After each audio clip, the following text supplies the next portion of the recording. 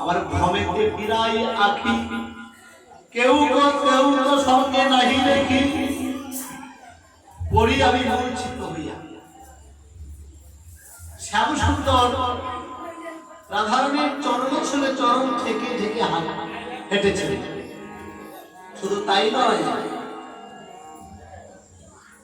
বলছেন দুবাহু মশারি কোলেতে আগে লখাই নিরতে শ্যাম, আপন নাগর যাব পরায়ে লিখয়ে আপন নাম। শুধু চরণ ঠেকিয়া হাঁটে না, যে রাধারানীকে যে কৃষ্ণ কত ভালোবাসে সে দেখালে। যে রাধারানীকে দুবাহু প্রসারিত করে নিজের কোলে বসিয়ে রাধারানীর বদন দর্শন করে। রাধারানীর বদনটা গোবিন্দ চাতকের নেই, চাতক পাখিকে তাকিয়ে অপলকে তাকিয়ে থাকে। যে রাধা গোবিন্দ প্রেম সাধারণ নয়, গোবিন্দের নয়নের পলক পড়ে না, অপলকে তাকিয়ে আছে। কেন? যে গগনে চাঁদে কলঙ্ক হয়, কলঙ্ক আছে, কিন্তু রাধারানীর বদনে কলঙ্ক নেই। একদিন একটি কলঙ্ক লেগেছিল। কিরূপে? শ্রীমতী রাধারানী কুঞ্জে বসে আছেন, আর শ্যাম সুন্দর কুঞ্জে প্রবেশ করে রাধারানীর চরণের নিকটে বসে দেখতে পেলেন যে যাবক আলতা রাধা করি রাধারানীর চরণে আলতা পরিয়ে দিচ্ছে।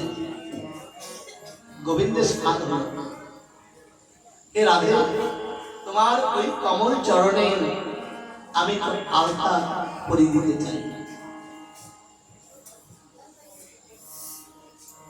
শ্রীমতী রাধারানী বলেন, ঠিক আছে, শ্যাম সুন্দর পড়াও। এবার রাধা কিঙ্করী চলে গেলেন। শ্যাম সুন্দর যাবক রসের পাত্র নিয়ে রাধারানীর চরণের নিকটে গিয়ে দেখতে পেলেন রাধারানীর চরণে পেয়ে যে চরণের যোগী ঋষি মুনিগণ পায় না, যে চরণ একমাত্র শ্যাম সুন্দরী দেখতে পায়, সেই চরণ পেয়ে কি করলেন? সেই চরণে চুম্বন করছেন, সেই চরণ মস্তকে ধারণ করছেন, সেই চরণ আবার হৃদয়ে ধারণ করছেন। রাধারানী কি করলেন? আর গোবিন্দের নয়নের জল রাধারানীর চরণে পড়তে লাগলেন, উষ্ণ জল। শ্যাম সুন্দরকে রাধারানী ধাক্কা দিয়ে সরিয়ে দিলেন। ললিতা, শ্যাম সুন্দর আমার চরণ সেবার যোগ্য হয়নি রে। তাই আজকে কি হলো? যে দুবাহু মশারি কোলেতে আগুনি লখাই বেরোতেছেন, চাঁদ বদনের দিকে দর্শন করছেন। এমন বদন কোথায় পাবো? গোবিন্দ দর্শন করে কি হলো? দর্শন করে করে বলছে, অভিমান ছিলেন, ত্রিভঙ্গ ভঙ্গ রূপ, অনুপম রূপ, এই রূপ যে দেখে সেই বলছে আমার যে রূপে সবাই আকর্ষিত হয়, কিন্তু আজকে রাধারানীর বদন দর্শন করতে করতে রাধারানীর নয়নের দিকে তাকালেন, দেখে ভাবলেন যে আমি তো একাই ইন্দ্রনীল মণি, আমি তো একাই শ্যামকান্ত মণি। রাধারানীর নয়ন থেকে যে কত সহস্র সহস্র নীলকান্ত মণি ঝরে পড়েছে। তিনি ধৈর্যের বাঁধ ভেঙে গিয়ে রাধারানীর নয়নে চুম্বন করে দিলেন। নয়নে চুম্বন করার সঙ্গে সঙ্গে নয়নে থাকে কাজল, সেই কাজল গোবিন্দের উষ্ঠে লেগেছে। সেই উষ্ঠের কাজল রাধারানীর বদনে লেগেছে। পাশে থেকে গোবিন্দ আমার বৈষ্ণব মহাজন বললেন, আজকে রাধারানীর বদন শশাঙ্কের সঙ্গে যুক্ত হয়। শশাঙ্কেরও কালো কালো দাগ আছে, আজকে রাধারানীর বদনেও কালো কালো দাগ আছে। তাই দুবাহু কষারে কুলেতে আগরি লখায়ে নিরকেছে,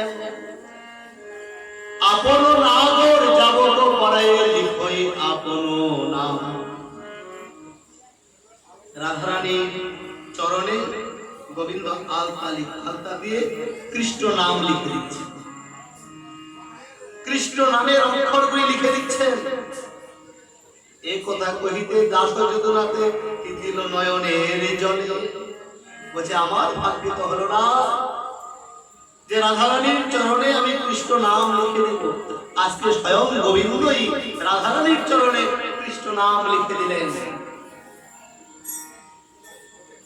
আমি রাধারানীর বদন একটু বলা হলো, গোবিন্দের বদন বলে তারপরে প্রভু আছেন, তিনি একটু ভাগবত আলোচনা করে বলেছেন, যে একটা ভজন হবে তার ফলে বলবেন। এবার রাধারানীর চরণে যে আলতা দিয়ে কৃষ্ণ নাম লিখে দিয়েছেন, গোবিন্দ চলে গেলেন, দেখতে পেলেন রাধারানী যে আমার চরণে কৃষ্ণ নামের অক্ষরগুলি সহ্য করতে না পেরে যমুনায় ধৌত করতে গেলেন। যমুনায় ধৌত করতে যখনই গেলেন, কৃষ্ণ নামের অক্ষরগুলি বলছেন, হে রাধে, বলে আমাদের আর ভাষায় দিও